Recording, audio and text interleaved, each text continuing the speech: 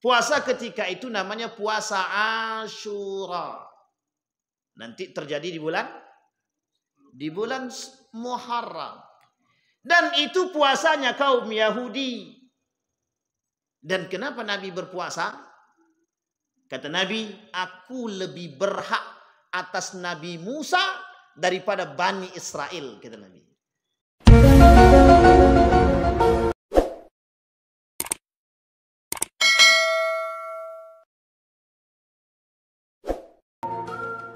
Billahi minasyaitonir rajim.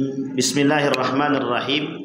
Assalamualaikum warahmatullahi wabarakatuh. Alhamdulillahi rabbil alamin. Alhamdulillahilladzi an'ama bi ni'matil iman wal islam bihima tatimmus salihat. Asyhadu an la ilaha illallah wahdahu la syarika lah wa asyhadu anna Muhammadan abduhu wa rasuluh la nabiyya ba'd.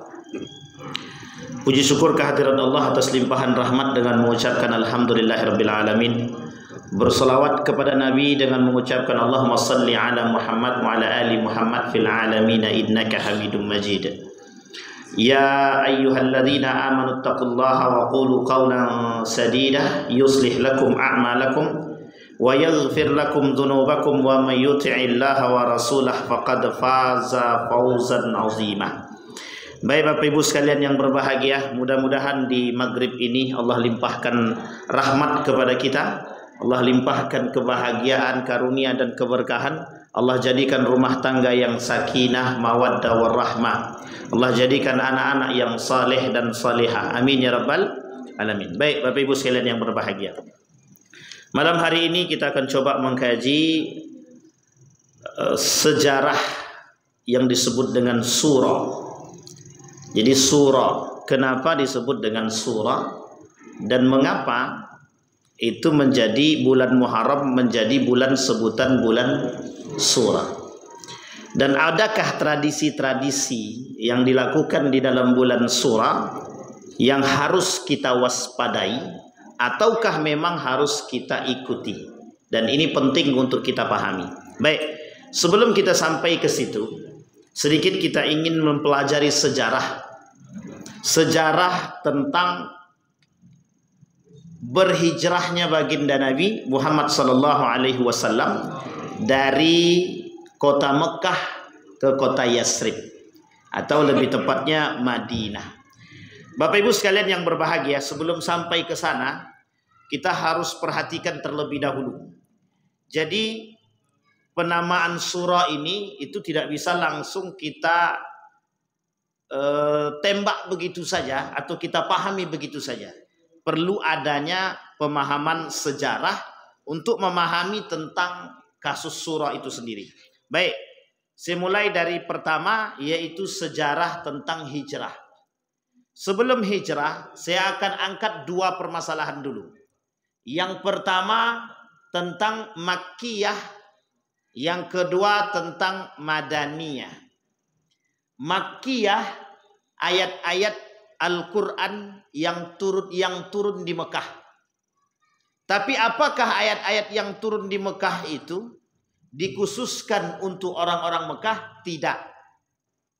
Tapi ayat-ayat ini juga berlaku untuk orang-orang yang di Madinah ataupun di luar dua tanah haram tersebut, baik Mekah ataupun Madinah.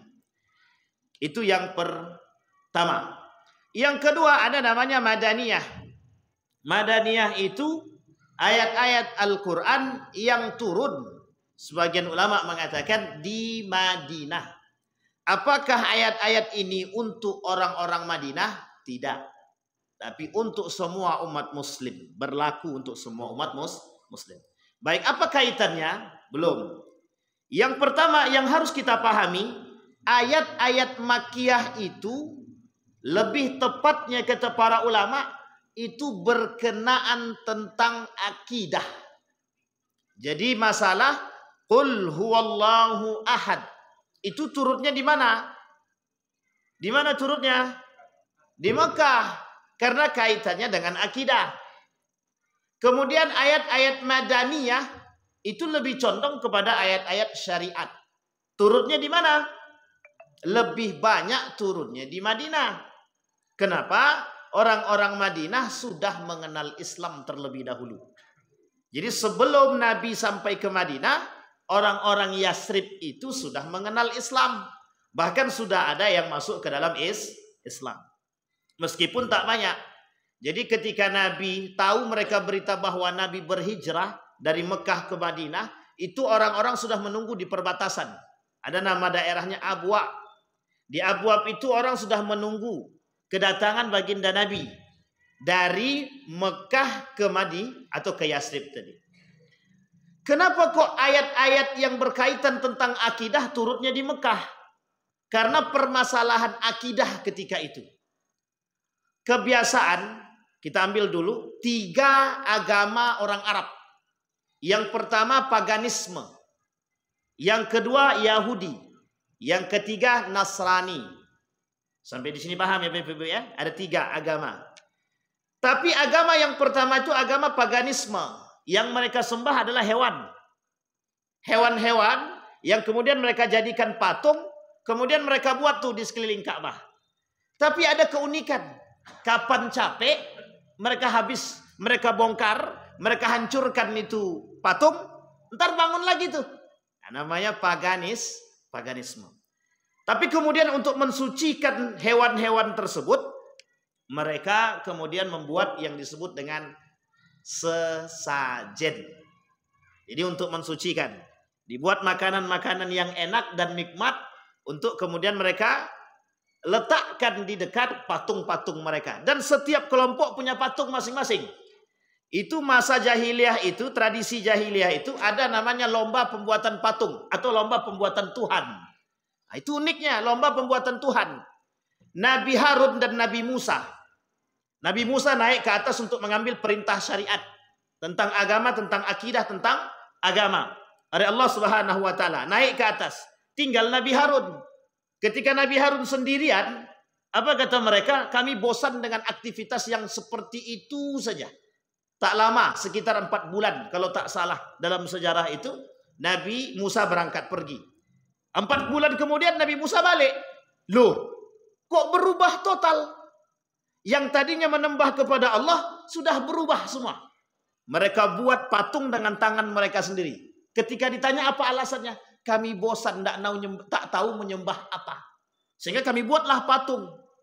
Jadi patung itu mereka buat sendiri. Tapi uniknya adalah patung yang mereka buat itu mereka hiasi dengan canggihnya alat mereka waktu itu yang bisa berbicara. Nah, itu uniknya. Sehingga orang-orang percaya. Sampai di sini paham ya Bapak Ibu ya? Sehingga orang-orang percaya ketika itu. Sehingga Nabi Musa turun, kemudian marah Nabi Musa kepada para pengikutnya ketika itu. Nabi Harun tetap setia pada pendiriannya. Karena Nabi Harun termasuk orang yang mendampingi Nabi Musa alaihissalam. Nah, begitu juga kondisi di Arab ketika itu. Ada namanya lomba pembuatan patung. Dan patung itu mereka sembah. Dan patung itu mereka bangun di sekeliling Ka'bah. Sampai di sini paham ya Bapak Ibu? Apa tujuannya? 1. Ya Rabbal Baitil Atiq. Jadi mereka mengatakan kalimat ini adalah untuk wahai penjaga Ka'bah. Jadi Tuhan-Tuhan penjaga Ka'bah itu itulah patung-patung tadi. Yang mereka anggap patung-patung tadi. Kapan bosan mereka hancurkan, kemudian mereka bangun yang lebih bagus kembali. Setiap kabilah ketika itu, dari kabilah Quraisy membangun itu. Sampai di sini paham Bapak Ibu? Baik. Nah, kalau kemudian kaum Yahudi dengan pemahaman Yahudinya, Nasrani dengan pemahaman Nasraninya. Sehingga pada masa Nabi Muhammad Sallallahu Alaihi Wasallam itu, sekian banyak hal yang harus dirubah oleh baginda Nabi. Yang pertama harus Nabi rubah adalah kejahiliahan kepada akidah. Artinya bahasa lain, kesyirikan yang terjadi ketika itu. Makanya mohon maaf, Nabi melawan kesyirikan itu frontal. Kata Nabi tidak ada patung, tidak ada menyembah selain daripada Allah. Termasuk menyembah Ka'bah pun tidak. Saking frontalnya. Sehingga ketika Nabi frontal dengan keadaan itu, Nabi kemudian dimusuhi oleh kabilah-kabilah Quraisy, termasuk Bani Adi, kemudian dari golongan Bani Quraisy yang lain seperti Abu Lahab, Al-Hisam, Abu Abu Lahab, kemudian Abu siapa lagi? Abu Jahal, Al-Hisam, Al-Bukhari, bukan Bukhairi, Bukhairi dan lain sebagainya. Itu banyak musuhnya dari kabilah-kabilah yang lain. Termasuk ketika itu adalah kabilah yang tidak terkenal, namanya Bani Adi. Nanti turunannya Adnan. Jauh ke atas tapi dari golongannya Umar bin Al-Khattab yang kelak menjadi seorang pemimpin yang terkenal. Namanya Umar bin Al-Khattab. Dimusuhi, baginda Nabi dimusuhi. Kenapa Nabi dimusuhi? Karena merubah Tuhan orang. Nah, kejadian ini Bapak Ibu sekalian yang berbahagia, konteksnya di Mekah adalah pada konteks akidah. Sehingga ketika di Mekah yang mabuk yo silahkan, yang tidak puasa yo ndak apa-apa. Karena puasa ketika itu bukan puasa Ramadan. Puasa ketika itu namanya puasa Asyura. Nanti terjadi di bulan Muharram.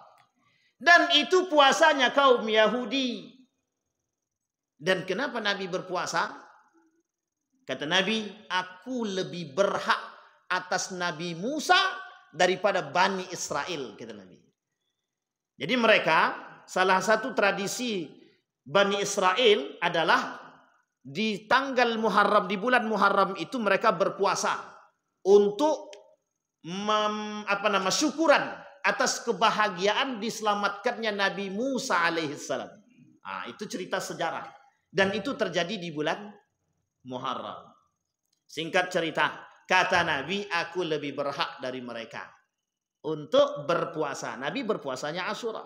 Jadi sebelum kita berpuasa Ramadan, itu puasa kita adalah Asyura. Cuma ketika perintah Ramadan turun, dan perintah Ramadan itu tidak langsung diwajibkan atas kalian berpuasa. Tidak langsung wajib. Puasa pertama itu Asyura, kemudian dirubah turun perintah. Kutiba alaikumusiyam kama kutiba alal ladzina min qablikum, kata Allah. Itu perintahnya begini modelnya. Yang pengen puasa silahkan. Yang tidak pengen puasa karena halangan, oke, tidak apa-apa. Boleh milih mau puasa atau membayar fidyah. Yang kedua, boleh tidak puasa asal untuk orang-orang yang sakit dan orang-orang yang punya uzur dan yang lain sebagainya. Karena banyak dari 1 menjadi 30. Kaget. Tidak langsung kemudian diwajibkan 30 langsung tanpa ada keringanan-keringanan yang diberikan. Setidaknya ada 3 tahapan. Puasa Ramadan itu diwajibkan. Nah, yang terakhir, kata Allah, kalian berpuasa. Yang tidak boleh berpuasa itu yang sakit dan dalam perjalanan. Yang sakit dan dalam perjalanan. Dan kalaupun mereka tak sanggup mengkodok, mereka harus bayar fidyah. Begitu bahasa kewajiban di dalam Al-Quran. Dan itu perintahnya turun di Madinah. Sampai di sini paham Bapak Ibu? Ini sejarah. Kembali masa tadi. Asyura dalam tradisi Yahudi. Nasrani dengan gaya mereka. Baik, singkat cerita Bapak Ibu, kita coba mengkaji. Nabi pindah dari Mekah ke Yasrib. Di Yasrib, di Madinah, itu ayat-ayat Al-Quran tentang hukum-hukum mulai bermunculan. Tentang riba, tidak langsung diharamkan. Ada tahap-tahapannya. Tentang zina, ada tahapan-tahapannya. Tentang khamar, ada tahapan-tahapannya. Tidak langsung diharamkan. Kalau ketika itu langsung diharamkan, maka tak banyak orang yang mau memeluk itu mesti, Pak. Misal, Islam bilang, pokoknya zina haram. Oh, tidak ada tuh. Karena salah satu tradisi mereka perbudakan. Itu yang pertama. Yang kedua, yang kaya boleh mau membeli perempuan sebanyak mungkin, silahkan. Itu tradisi. Dan yang kaya mesti begitu. Mereka bebas memilih perempuan manapun dari setiap orang-orang yang kastanya di bawah mereka. Mau pilih siapapun, mau yang cantik kayak yang nggak cantik. Yang kedua, masalah khamar. Kalau diharamkan khamar ketika itu, tidak ada yang mau masuk Islam. Karena itu sudah mendarah daging bagi mereka. Maka turun pelan-pelan. Memang berat, begitulah. Nah, begitulah yang terjadi ketika Islam masuk ke Nusantara. Ini kalimatnya harus digarisbawahi. Begitulah terjadi ketika Islam masuk ke Nusantara pada abad ke-7. Bukan 13, bukan 15, bukan 16, bukan 17, bukan 18. Islam mulai ada di Nusantara itu pada abad ke-7. Ekspedisi yang dilakukan oleh para sahabat Nabi. Termasuk salah satunya adalah Ali bin Abi Thalib. Dengan para tabi'in dan tabi'in. Singkat cerita, ketika Islam mulai, dari mana jalurnya? Timur. Sebelum jalurnya Aceh. Tapi lewat timur dulu. Sebelum jalurnya Persia dan Mesir, ada jalur lain dulu. Jalur timur. Jalur timur ini itu dibawa oleh pedagang-pedagang Gujarat Arab. Dan itu tidak bisa dipungkiri. Sejarah mengatakan demikian. Singkat cerita, jalur perdagangan. Sudah masuk tuh. Orang-orang, makanya begini modelnya. Di dalam Al-Quran itu orang Arab hobi berdagang. Jadi sekali keluar tuh 6 bulan. Baru balik. Sehingga karena lama mereka berdagang, mereka menikah di tempat yang mereka berdagang itu.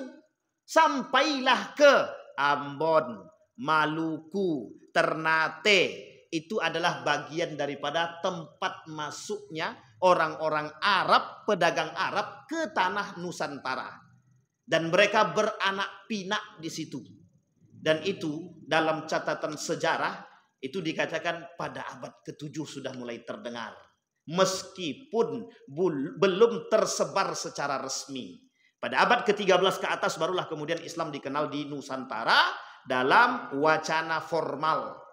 Pada abad ke-17 barulah dikenal dengan, 15 barulah dikenal dengan Islam secara utuh di negeri Indonesia.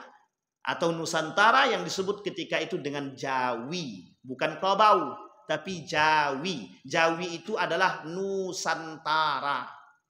Sampai di sini paham? Bukan Jawi, Pak. Jawi itu bukan kerbau. Tapi Jawi itu Melayu. Artinya adalah Nusantara.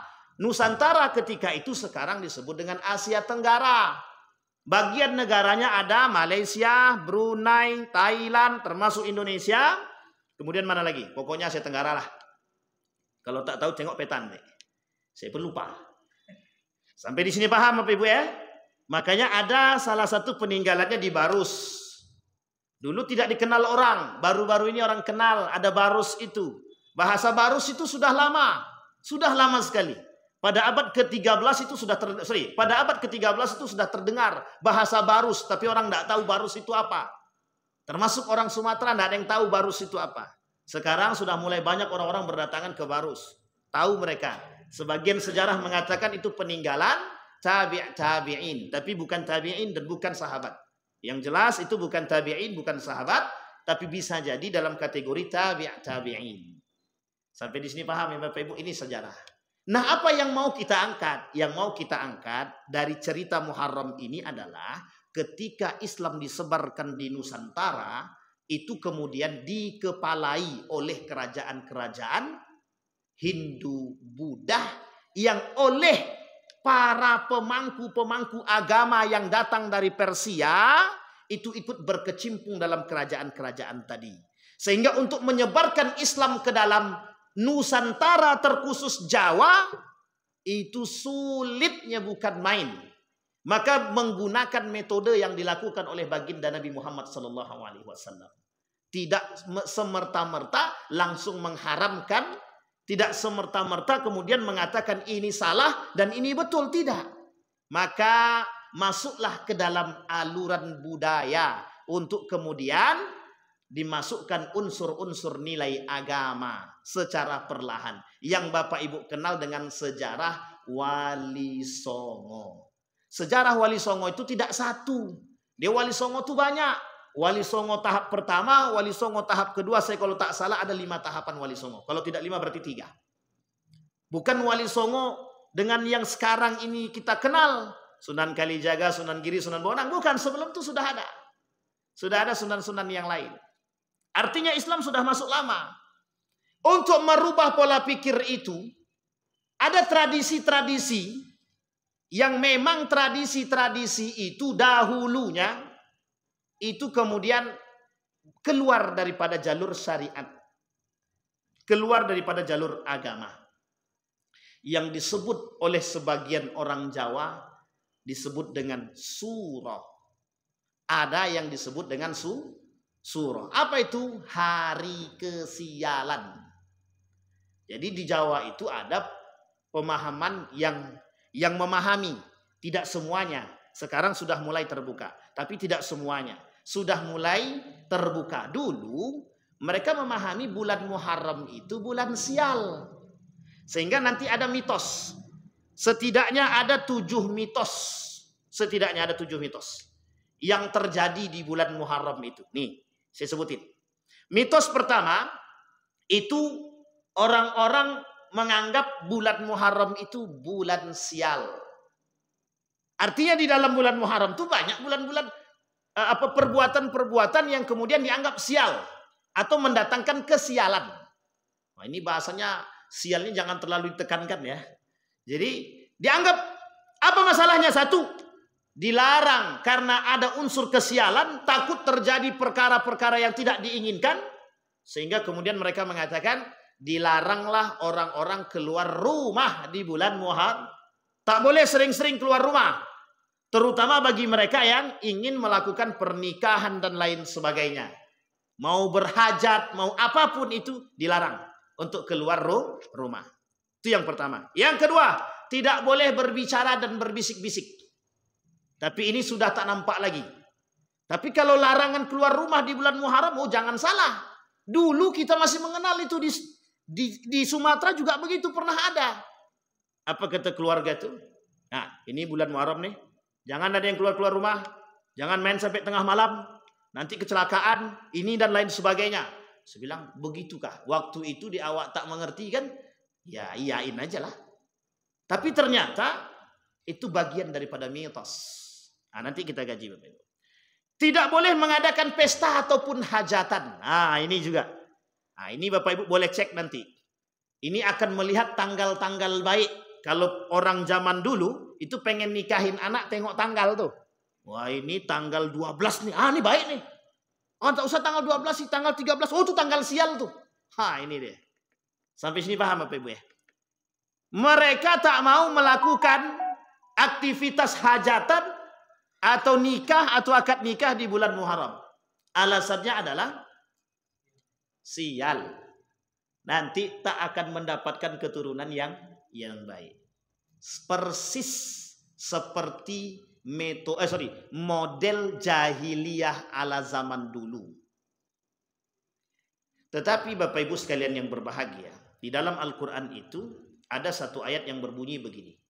Ketika ada satu kampung atau satu tempat yang belum mengenal Islam, maka mereka tidak bisa diazab. Misal di Riau ini ada salah satu daerah yang belum pernah sama sekali mengenal Islam. Maka orang seperti ini itu tidak bisa dikatakan cepat-cepat oh masuk neraka, tidak bisa. Hatta ba'atha rasulah, kata Allah. Kecuali kalau Nabi sudah diutus di sana atau mereka sudah mengenal Islam, tapi kemudian mereka tidak mau menjalankan, baru boleh diazab. Artinya ketika itu orang belum mengenal Islam. Maka ketika orang yang belum mengenal Islam, mereka akan dihukumi dengan fitrah kemanusiaan. Fitrahnya manusia itu baik. Kalau dia berkelakuan baik, maka dihakimi sesuai dengan fitrah kemanusiaan. Sehingga ketika itu Bapak Ibu, banyak kelompok yang belum pernah mengenal Islam. Di Jawa itu banyak yang nggak pernah mendengar Islam, itu banyak waktu itu. Maka muncullah ulama-ulama Persia, dan itu ulama-ulama Persia itu ulama-ulama yang diusir. Dari mana? Dari kerajaan Turki Utsmani ketika runtuhnya Turki Utsmani. Sampai ke Mesir, sampai ke Persia, kemudian mereka berkelana sampailah ke Nusantara untuk kemudian menyebarkan Islam. Masih banyak ketika itu yang tidak mengenal Islam. Dan agama yang terkenal ketika itu cuma dua. Agama Hindu dan agama Buddha. Penuh dengan tradisi, penuh dengan mistis ketika itu. Sehingga tidak bisa kita salahkan ketika itu orang-orang yang masuk ke dalam Islam, terkhususnya di belahan Jawa, bisa disebut dengan Islam kejawen. Atau bahasa lainnya, Islam abangan. Jadi tidak mengerti secara prinsip nilai keislaman. Mereka belum mengerti nilai-nilai. Sehingga kata para ulama ketika itu yang penting mereka masuk Islam dulu. Yang penting masuk Islam dulu. Masalah nanti mereka mengerti ntar dulu deh. Masalah mereka sholat ntar dulu. Makanya masuklah dalam tradisi-tradisi budaya ketika itu. Salah satunya adalah wayang kulit. Masih tahu ya Bapak Ibu ya? Ini sejarah. Sejarah masuknya Islam ke Nusantara. Di situ Bapak Ibu ada tradisi-tradisi. Yang salah satu tradisinya itu terjadi di bulan Muharram. Yang ketika itu saat ini kita kenal dengan Grebek Surah. Dan tradisi-tradisi ini Bapak Ibu itu diisi dengan kemistisan. Sampai di sini paham Bapak Ibu? Itu mistisnya tinggi. Meskipun ada juga yang melakukan perayaan Muharram itu tidak dengan unsur mistis, ada. Yang cuma dengan pengajian memperingati tahun baru Islam ada. Dan nanti kita sampaikan mengapa peringatan tahun baru Islam itu akhir-akhir ini mulai bermunculan dan mulai nampak. Kalau dulu tak ada Pak. Yang paling kental melakukan peringatan tahun baru Islam itu cuma di Jawa. Dengan yang dikenal dengan tahun baruan atau disebut dengan Grebek Surah atau Surah dan lain sebagainya. Ada juga yang mengatakan Muharraman. Nah, tahu Pak ya? Muharraman. Dan itu yang dipahami oleh masyarakat Sumatera yang dikenal dengan Muharraman. Nah, ini penting untuk kita pahami sejarah. Nah, kembali dulu. Mengapa para ulama kemudian membolehkan peringatan tahun baru Islam? Mengapa? Ada alasan, ada. Dan penting untuk saat ini. Untuk menyaingi tradisi budaya barat yang selalu memperingati tahun baru Masehi. Sampai sini paham Bapak Ibu? Dan ini tujuannya apa? Yang tadi otaknya dicuci untuk peringatan tahun baru Masehi, dimunculkanlah peringatan tahun baru Islam. Tujuannya apa? Agar orang-orang tidak mengikuti secara utuh budaya-budaya barat. Bapak Ibu boleh cek setiap tahun baru Masehi. Besok nih tahun 2025. Tengok besok. Apa yang mereka lakukan? Itu hotel-hotel penuh. Siapa yang memenuhi hotel-hotel itu? Anak muda. Sudah nikah atau belum? Wallahu a'lam bishawab. Ngapain mereka di situ? Nah, itu yang kita tidak tahu itu Bapak Ibu. Nak dipastikan susah juga. Maka kita perlu namanya hotel-hotel syariah. Tapi bayangkan ketika peringatan tahun baru Islam, berapa banyak nilai rupiah yang bertebaran tanpa ada manfaatnya sama sekali. Laki-laki perempuan berboncengan menunggu. Ini kegilaan yang terjadi. Menunggu apa namanya? Mercon. Kembang api. Jadi kita coba saking, kalau menurut saya itu memang kurang tepat itu. Jadi kita disuruh menunggu pergantian tahun melihat kembang api. Ya Rab, habis waktu kita berjam-jam cuma melihat kembang api. Setelah selesai kembang api baliklah ke rumah masing-masing. Mana perbuatan yang bermanfaat di situ? Tak ada. Yang terjadi adalah dosa dan maksiat. Oleh para ulama perlu adanya meningkatkan kembali peringatan tahun baru Islam. Dengan gaya apa? Islami. Pengajian-pengajian, kemudian tradisi-tradisi yang tidak keluar daripada syariat Islam. Tapi kalau tradisinya keluar daripada syariat Islam seperti Grebek Surah yang ada unsur mistisnya, tidak boleh. Karena kita bermain dengan jin dan setan. Dan itu saya 18 tahun, hampir 18 tahun tinggal di Jawa. Di Ponorogo, kemudian di Banyuwangi, kemudian di Yogyakarta. Jadi sedikit pernah mengikuti. Hampir setiap tahun itu kita melihat bagaimana Grebek Surah itu dilakukan. Ada yang pakai reog Ponorogo. Dan ada kuda lumping. Dan tidak biasa. dengan menggunakan unsur-unsur yang lain. Sampai di sini paham ya Bapak Ibu ya? Ini tradisi. Makanya Islam tidak mengenal yang disebut dengan surah. Islam tak mengenal. Yang dikenal oleh Islam adalah Muharram. Tidak ada, Islam tak mengenal surah. Islam mengenalnya Muharram. Dan Muharram itu kata Allah di dalam Al-Quran masuk dalam salah satu di antara 4 bulan-bulan haram. 4 bulan-bulan haram. Ada satu Zulhijjah, Zulqa'dah, kemudian Muharram. Satu lagi bulan apa Pak? Rajab. Bulan terjepit namanya.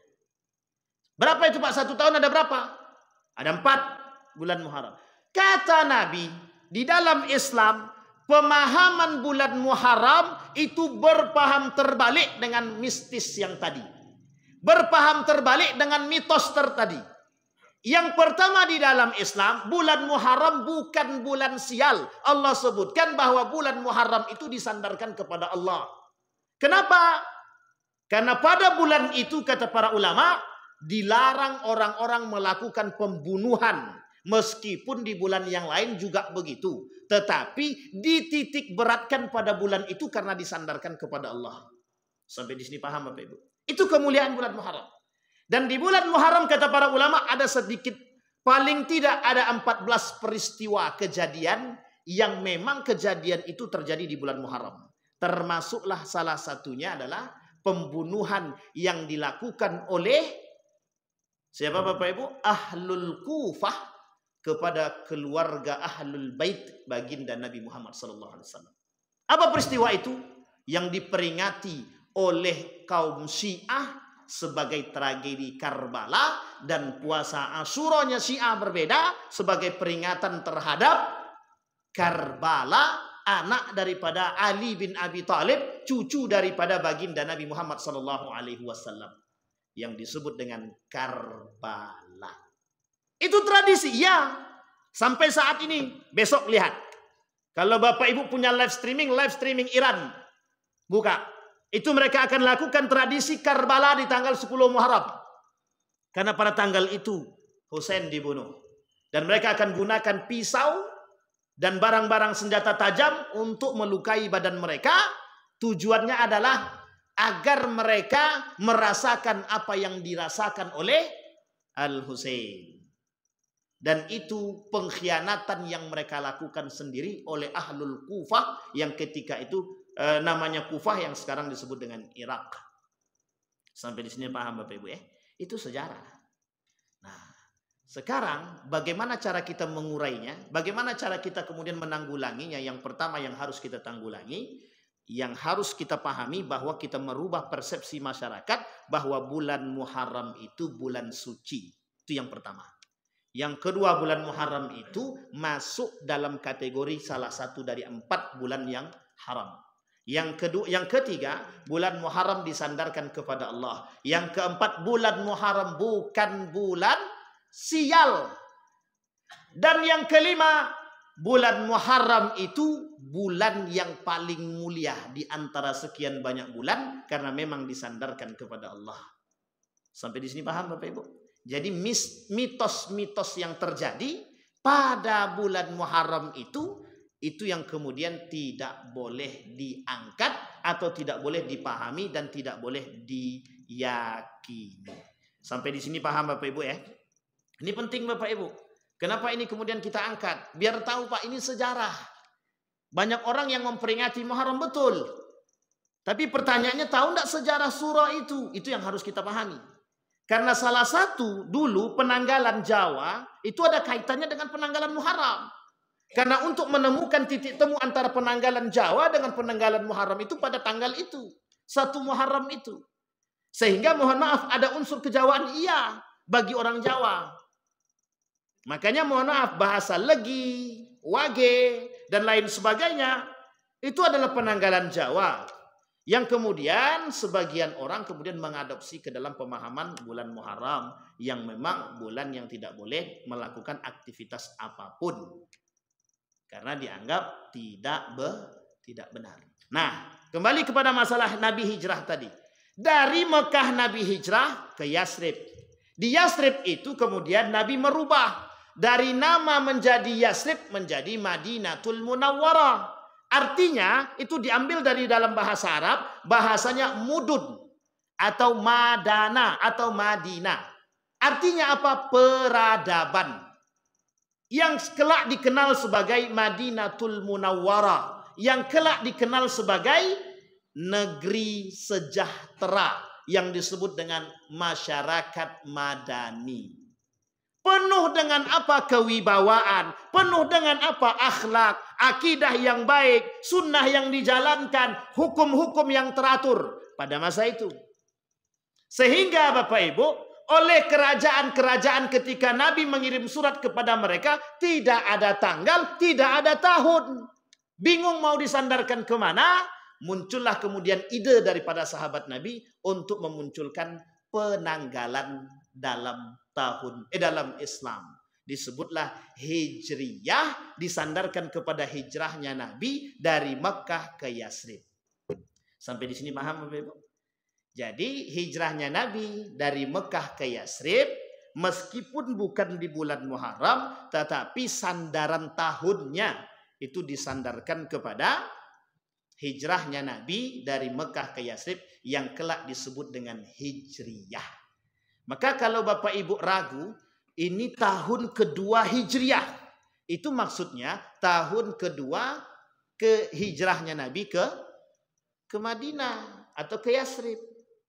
Atau tahun kedua sebelum Hijriyah. Berarti sebelum Nabi hijrah. Dan cara hitungannya berbeda. Hitungan Masehi dengan Hijriyah berbeda. Sampai di sini paham Bapak Ibu? Baik. Itu pentingnya kita memahami sejarah. Dan satu hal. Setelah kita cari tahu, ternyata Nabi hijrah itu bukan di bulan Muharram. Kalau saya tak salah itu Nabi hijrah di bulan Rajab. Kalau saya tak salah. Itu Nabi hijrah di bulan Rajab. Tapi pemahaman saat ini yang muncul adalah itu di bulan Muharram. Tapi sebenarnya itu debatable daripada ulama. Ada yang mengatakan hijrahnya Nabi di bulan itu, kemudian ada yang mengatakan tidak. Nah, baik. Kembali ke masalah tadi. Sudah paham ya Bapak Ibu penanggalan Islam ya? Itulah kenapa kemudian saat ini kita mulai. Tetapi ada yang kemudian harus kita pahami. Mengapa kok orang tabu dengan penanggalan Islam? Nah, ini penting untuk dipahami. Mengapa orang kemudian tabu dengan penanggalan Islam? Anakmu nikah kapan? Bulan Masehi. Tanggal sekian, tanggal sekian. Tapi orang tak tahu kalau dalam bulan Islamnya tanggal berapa. Asik tak pikir sih. Orang tak tahu. Apa alasannya? Ada kaitannya. Sama dengan model kenapa orang banyak memperingati tahun baru Masehi, tapi orang tak ada yang memperingati tahun baru Islam. Kenapa? Kita dijauhkan dari nilai-nilai agama. Jadi semenjak runtuhnya Turki Utsmani, itu pola pikir umat Islam dirubah total. Harus dicuci secuci-cucinya Bapak Ibu. Apa tujuannya? Agar kita tidak kembali kepada nilai-nilai Islam. Salah satunya adalah kita hampir anak-anak zaman sekarang boleh Bapak Ibu tanya. Baik dia sekolah di pesantren ataupun sekolahnya di MTS, MAN, tidak usah umum lagi, yang pesantren saja. Coba tanya, hafal tidak mereka penanggalan Islam itu? Rata-rata tidak hafal. Tanggal berapa sekarang bulan Rajabnya? Buka Google Setelah dibuka Google, oh tanggal sekian. Coba bayangkan, kita tidak hafal. Yang kita hafal adalah bulan, kita nunggu tahun baru Islam. Tapi kita tak pernah nunggu, kita nunggu tahun baru Masehi, tapi kita tak pernah nunggu tahun baru Islam. Cara orang-orang Barat merubah pola pikir orang-orang Muslim untuk merubah. Dan itu Bapak Ibu yang terjadi. Apa itu maksudnya? Ketika kaitannya dengan permasalahan tradisi budaya, disitulah kemudian permainannya orang-orang Eropa untuk menjauhkan kita dari nilai-nilai agama. Unsur budaya adalah unsur yang pertama yang mereka pegang, agar kita jauh dari nilai Islam yang sesungguhnya. Suatu ketika seorang murid daripada Sunan Kalijaga pernah bertanya. Dia murid Sunan Kalijaga. Sunan Kalijaga ini merampok rumah orang kaya, kemudian hartanya dibagikan kepada orang yang tak mampu. Diajak muridnya. Ketika muridnya diajak merampok, harta hasil rampokan tadi diberikanlah kepada orang-orang yang tak mampu. Bertanya muridnya, apakah betul Islam mengajarkan begini? Kata Sunan Kalijaga, tidak. Tidak begitu. Tapi kemudian Sunan Kalijaga tidak mau mengatakan, tidak mau mematahkan. Kata Sunan Kalijaga, kelak akan muncul kelompok-kelompok yang akan melakukan pemurnian terhadap itu. Sama halnya dengan keadaan kita saat ini, Bapak Ibu. Seperti, mohon maaf, tradisi-tradisi sesajenan itu Islam tidak pernah mengenal. Tradisi menyembah patung Islam tak pernah mengenal. Tradisi menyembah laut atau memberikan sesajen kepada laut itu Islam tak pernah mengenal. Tradisi memberikan sesajen kepada pohon biar penunggu pohon itu memberikan keselamatan. Tak pernah, Islam tak pernah dengar, tak pernah kenal. Karena bagi Islam itu musyrik. Oleh Imam Az-Zahabi disebut dengan itu kesyirikan yang besar, yang nyata. Tapi kemudian mengapa ketika zaman dahulu orang masuk ke dalam nilai-nilai ini untuk mengenalkan Islam? Tidak langsung mereka haramkan. Karena kaitannya adalah penolakan terhadap Islam. Sehingga kata Sunan Kalijaga, kelak akan muncul kelompok-kelompok yang akan melakukan pemurnian. Sampailah saat ini ada yang dikenal dengan Nahdlatul Ulama, ada yang dikenal dengan Muhammadiyah, ada yang dikenal dengan Perti, ada yang dikenal dengan MTA dan lain sebagainya. Tujuannya apa? Untuk mengembalikan pemurnian pemahaman tentang agama kepada masyarakat-masyarakat. Sampai di sini paham ya Bapak Ibu ya? Berat Bapak Ibu. Jadi bukan hanya tradisi. Tradisi itu boleh dalam Islam sejauh tidak keluar daripada syariat. Sejauh tidak keluar daripada jalur-jalur agama yang sesungguhnya. Itu diperbolehkan. Maka Muhammadiyah memahami Maulid Nabi itu bukan sebatas, bukan pemahaman kepada syariat. Tapi Muhammadiyah memahami Maulid Nabi itu sebagai sebuah tradisi, budaya. Sehingga Muhammadiyah tidak mengharamkan. Tapi mereka tidak mengikuti. Mereka tidak menjalankan. Tapi mereka tidak mengharamkan. Artinya dianggap sebagai tradisi. Kalau tradisi tidak keluar daripada jalur syariat Islam, maka diperbolehkan. Seperti wayang apa namanya? Wayang kulit. Itu oleh sebagian para ulama diperbolehkan. Bapak Ibu, ada satu tradisi di Jawa itu. Kami dulu pernah melakukan penelitian pada tradisi ini. Ada yang disebut dengan kenduri. Tahu ya Bapak Ibu kenduri ya? Kalau kita namanya apa? Baralek Pak mah. Kenduri itu syukuran. Kenduri lah, sama lah bahasa kampungnya kenduri itu. Kenduri. Jadi Bapak Ibu, itu kalau mereka menyediakan makanan, ketika mereka menyediakan makanan itu dalam nampan. Tahu nampan ya Bapak Ibu? Nampan, apa namanya sih? Ya itulah pokoknya. Talam. Dalam talam itu makanan itu disusun. Dan penyusunan makanan oleh orang Jawa itu tidak seperti nyusun makan asal susunnya, tidak. Tapi penyusunannya itu ada filosofinya.